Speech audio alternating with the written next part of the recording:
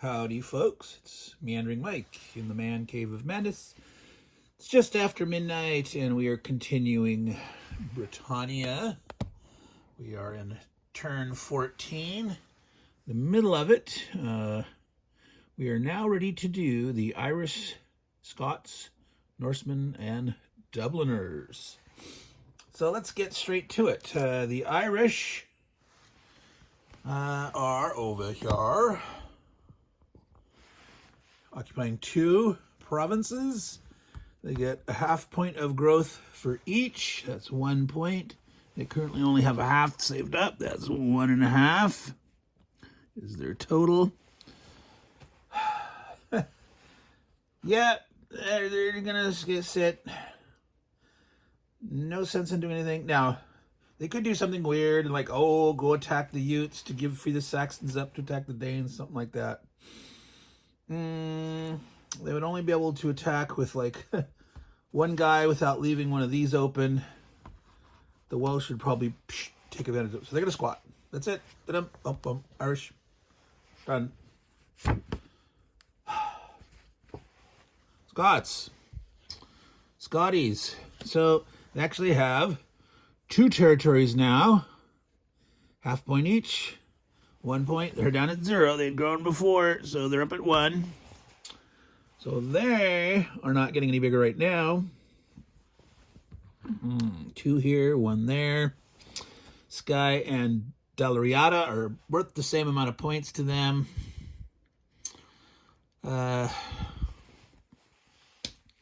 Dunedin's nice, but yeah. So, the only person up here that has a stack remaining, well, there's the Picts have 2 and the Caledonians have 2. They're both next to Skye. They're a little pissed off that the Brigantes are moving northward. They did hit the Picts. The Picts are taking it away from the Scots. So the Scots can't easily move back and take it, but who knows what's happening there. The Scots would be upset if the Brigantes move farther north, but not much they can do about it. So they have to decide to leave 2 here or move it so that it's 2 here. The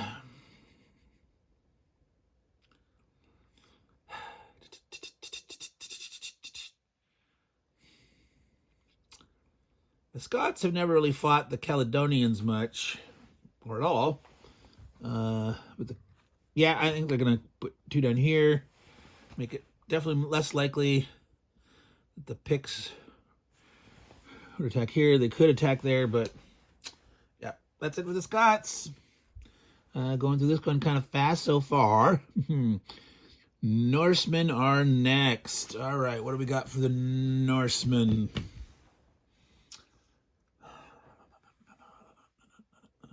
The Norsemen do have boats this turn. As a reminder, Norsemen, Dubliners, and Danes all have boats. So the Norsemen are in scoring territory still for their things that they can take and score points for once. They did manage to take the Orkneys. They took Cumbria. The remaining big pointer is the Hebrides at 1.5. Everything else that's kind of scattered to this area is like a half point each. Come the end of the game, turn 16, they can score 1 point per area. So there's no real big scoring like there was on turn 13 anymore. So they could do something like play spoiler. They could try to jump on people to kill them, or just stay spread out. There's just really too risky to go to the Hebrides, right? They could take their boats, take their 2 guys, attack 2 on 2, but it's, hitting people in the Highlands. Odds are very, very low that they succeeded. The Brigantes were very lucky against the Angles. You can't assume that kind of stuff is going to happen again. Unless you're a gambler, then you assume it's going to happen, but it's not. But the trouble, the way people get in trouble gambling is winning. And then they keep chasing that. So Yeah, what do the Norsemen want to do?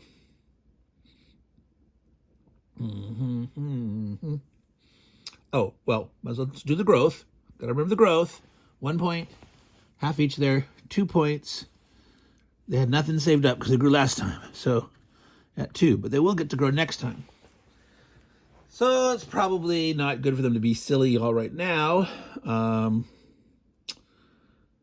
They have to think about who might come after them, like those dogs. So I'm going to take a quick peek at the Dubliners. So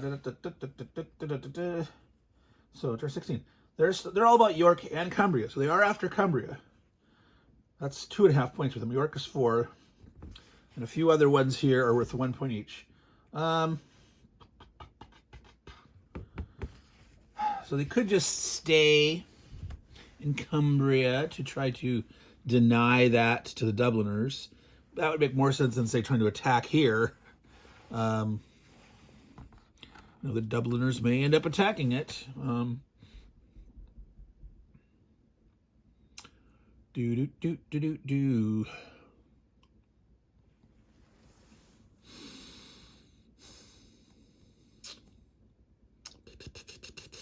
Wow. Yeah. Kind of to chase after like a half point somewhere else for the 12, turn 12 through 16 points of, it just doesn't seem really worth it. Now, once these Dubliners land, so the same way that the Welsh were sort of thinking like, hey, let's not go anywhere yet. Let's see what happens, where these guys go, where they end up. That's the last of the Dubliner reinforcements. And then maybe, to do something next turn. So there's still turn 15 and 16 for point getting. So I think the Dubliners are just going to sit. I mean, the Norsemen are going to sit. And it's the Dubliners' turn. So this could be a short one. We nothing wrong with actually having a short little video here. Some people have complained my videos are too long. Well, which a lot of stuff is this is a long game, and it's people who are, not going to just dip in and watch one here. These are people who are committed to wanting to see the whole story, the narrative, see how the game plays out, learn some various strategy here and there, see my crazy meandering thought process in action. Yeah, so the Dubliners. Well, first things first, growth. So they do have 3 territories. So they're going to get their 1. They didn't have any saved up, but they do get their 1, which looks like that's their max. 1, 2, 3, 4, 5, 8. Dubliners, max 9. Yeah, so this actually puts them at their max. So again, they don't mind losing 1 this turn. And in fact, they're going to have to grow. They will lose. They only have 3 territories that support 6. So they need 4 territories and lose 1, or 5 territories. So they actually have to do some stuff. Well, obviously they're going to go after Cumbria, right? So that's a 2.5 pointer. Potentially they're going to lose points. 3. Like, oh my God, what do we want to do? Well, maybe do we let the Danes inland? Does purple and green make a bargain? And hey, I'm going to throw myself at red. You get yourself ashore. Well, if they spread out down here, see if they try to become king. But sometimes if Dubliners grow real big, so right now, yeah, let's see, they're at 4. The Dubliners go up to 4 and lose stuff. The Saxons, again, have to knock, the Danes have to knock the Saxons down, and we need to get up to 8. But if the Dubliners go up to 5 territories, the Danes would have to do that. I don't know. Turn 16. I have to hold it turn 16. And there's the whole Norwegian thing coming in. I need to peek ahead at the Norwegian. I don't remember if I peeked last turn or not. Norwegians. Okay. The Norwegians get special points. for any time during turn 15. That's next turn. 5 for York, 3 for North Mercia, 2 each for Bernicia, Cumbria, and March. So, to maximize purple points, on turn 15, the Dubliners would like to bug out of all those areas. And then the Danes and the Utes would go, and then the Norwegians would try to take them. So if the the Utes are almost gone. If the Danes spread out and try to take a bunch of those, the Norwegians would need to pound them and take it. But on turn, so the Dubliners don't necessarily want to leave this turn. So maybe to maximize, let's see, and at the end of the game, the Norwegians only get 1 point for each. So the Dubliners want to take York back. Yes, this is a lesson in cooperation. The Dubliners want to let the Norwegians take York for certain and have North Mercia, say, on turn 15. The Dubliners go before the Norwegians. They can bugger out next turn on turn 15, bug out, grab their bug out bags and go. The Norwegians can take that stuff, get their points, and they do have a major invasion on turn 15. Yes, major invasions, Norwegians and Normans. And then the Dubliners will go. So the Dubliners want this turn, they can be around and near. Turn 15, they're going to want to be like out of the way, like sitting in pennons or something, or sitting somewhere nearby where they can get back to these places. Interesting thought. They might actually want to fight for the pennons. What a thought. Take the pennons so they can camp there in safety. What an interesting thought. All right, let's make that happen, guys. Let's target pennons.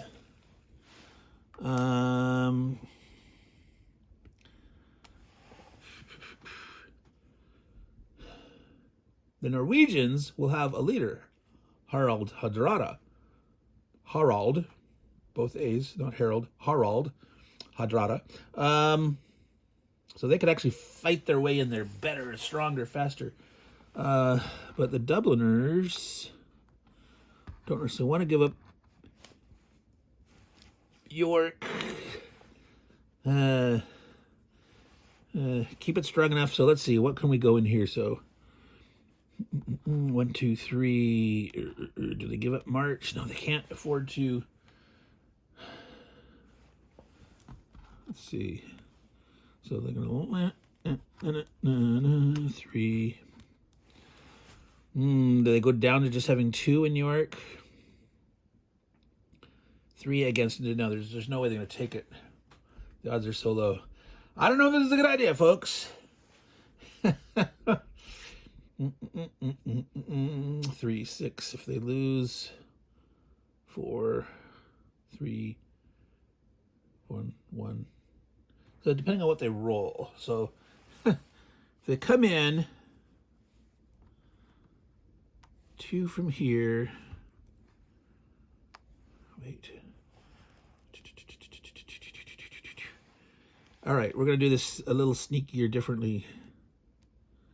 Well, okay, so one guy comes in here. No, they're coming through there. 2, they want to retreat back here. 1. All right. No. Think. How do we want to do this? We want to come in. So one of the guys from the sea ends here. 2 guys come in from here.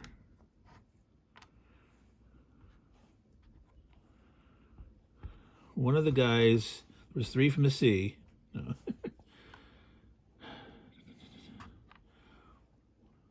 Thinking is, you want to attack from both spots so they have a potential retreat to either one of these places, depending on how many they lose or not.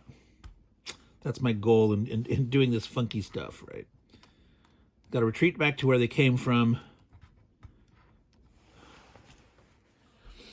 All right. So they came from both places. All right. All right. 4 guys needing 4, 5, 6s.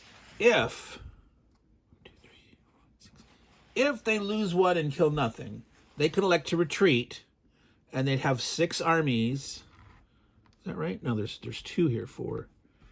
If they lose 2 armies and have 2 left, they'll have 6. They can retreat and support 6 guys. So depending on how good they are in making hits or not, you know, after they've lost 2, they can just bail out, or they can keep pressing the odds. All right, let's zoom in. So you can see that better there. Get this here, tilt it up a little bit. Whoa. My finger pressure is at an angle. All right, there we go. So we see him coming in from both places, hitting the Pennines, trying to hurt red. Trying to get a safe spot to hide out in. Still have some stuff left in York. Hoping that the Danes will just plow into the Saxons. They make a little backroom handshake, but no real promises are being made. But okay, 4 dice needing 6s, 2 dice, 5 or 6s. All right, so there was 1 hit here and 1 hit there. So remember, that 5 does not hit for the attacker going against the Hillens, but they did manage to put a hit on the Brigantes. They lost 1 themselves. That's fine. So obviously, they're going to want to push on. The Brigante might decide to retreat. The Brigante has 1, 2, 3, 4 and a half. If he loses this, 4 and a half growth points coming up. He's got 2.5, which puts him up to 7. He's going to grow 2. He could even lose 1 more and still potentially grow 2. He does have 3 armies, so he doesn't need to lose another one. Now, 1, 2, 3, 4, 5, 10, right? What's he got? I think he's at 11 right now. 4, 5, 6, 7, 8, 10, 11, right. He would, at the end of his turn, be overstacked. It's fine if he are overpopulated. He can retreat right now and not be overstacked. That overpopulation does not matter until the end of his turn.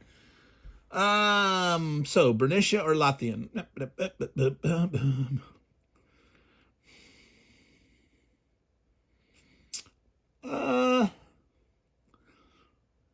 Well, the Dubliners get points for Bernicia. So they would say, hey, we're going to defend Bernicia against the darn Dubliners if they are thinking of going farther later. All right, so 3, 4, 5, 6, 7. Is that right?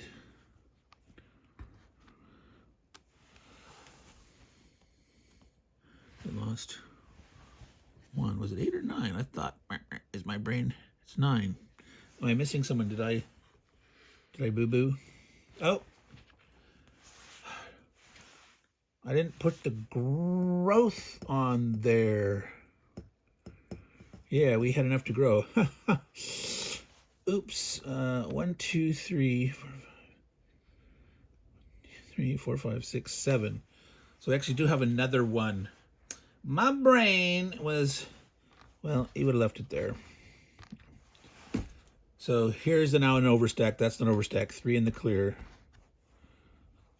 4 territories. All right, so they would have kept fighting even went farther. They would have kept fighting until they had 3 losses. Got to pay attention, folks. It's easy to get distracted sometimes. All right, so that was the Dubliners. So a little bit of action there, not a lot. Kind of a boring turn, but hey, we are up to 20 minutes now, so let's go ahead and call that good. Next turn, next video, we will be doing the Danes, the poor little Utes. Let's zoom out. So So the Danes have 6 army here with Sven Knut. They have 5 of their armies still on the board. The Utes, poor Utes, are there. And then the Saxons, which had managed to get king. And the Danes have their chance to get king by the end of their turn, if they can do that. So, Meandering Mike, Man Cave of Madness, middle of turn 14. All you good folks out there, take care and ciao.